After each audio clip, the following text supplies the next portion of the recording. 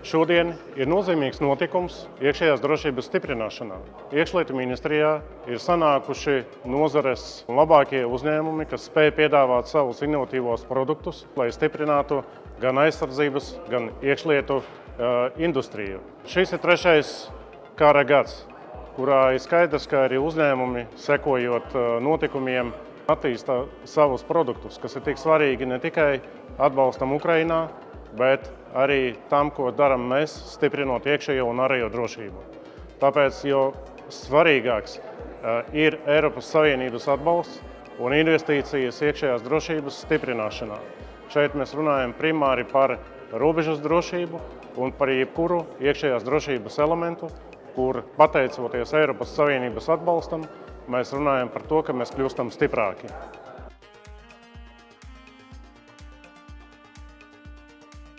Valsts policija, lai sekmīgi pildītu savus uzdevumus, ir pienākums sekot līdzi arī tam, kas notiekās drošības industrijā.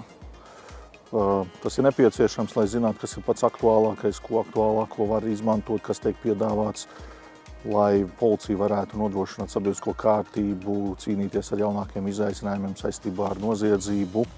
Viens no šādiem risinājumiem ir industrijas dienas. Ir iespēja redzēt jaunāko, ir iespēja uzzināt, pārjautāt, neskaidro.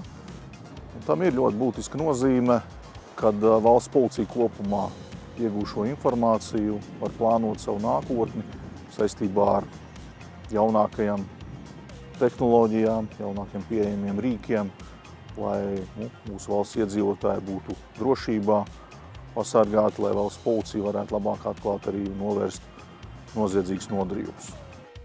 Latvija ir unikālā situācijā tādā ziņā, ka mums ir iespēja mācīties no pasaules pieredzes, jo mēs redzam to, kas notiek pasaulē, un liela iespējamība, ka tas notiks arī pie mums, mēs varam sagatavoties.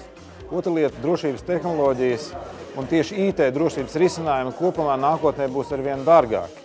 Un to mēs redzam jau šobrīd.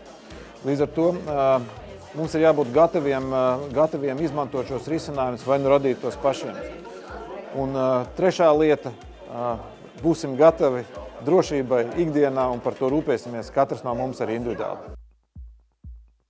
Ir ļoti labi, ka notiek šādas industrijas dienas. Mēs esam priecīgi piedalīties, jo tikai kopā sadarbojoties valsts, pašvaldību un arī privātā sektora struktūrām mēs varam radīt labāko risinājumu. Un īstenībā tā ir arī katra mūsu atbildība rūpēties par savu uzņēmumu, savu darbinieku un arī par savu personīgo un savas ģimenes drošību.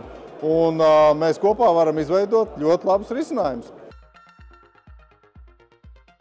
Prieks ir par to, ka arī nacionālā līmenī Latvijā tiks pieņems nacionālas kiberdrošības likums, tik pārskatīti vairāki ministra kabineta noteikumi, kas nozīmēs, ka vairākiem uzņēmumiem Latvijā būs vairāk jārūpējas par savu minimālo kiberdrošības prasībām, ka viņiem būs jāatbilst vairākiem kritērijiem un procesiem, lai pasargātu savu uzņēmumu un savas operācijas, lai padarītu viņas drošīgas arī priekš sabiedrības, kas lieto šos pakalpojumus ikdienā.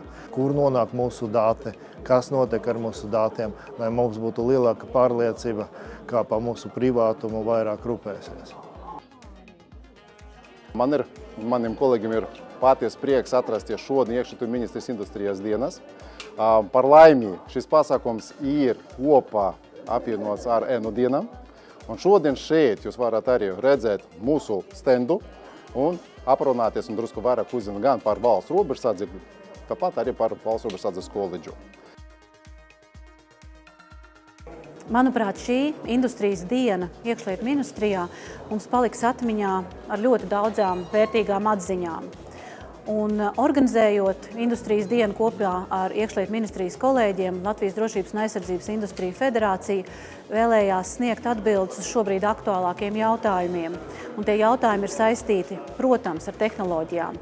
Cik daudz tehnoloģijas mums palīdz ikdienā, atvieglo darbu, un cik daudz tehnoloģijas pašas rada arvien jauns un jauns apdraudējums. Šis gads ir ļoti bagāts arī ar zinošu, kvalificētu dalībnieku skaitu. Šogad mūs priecēja klātienē 400 dalībnieki.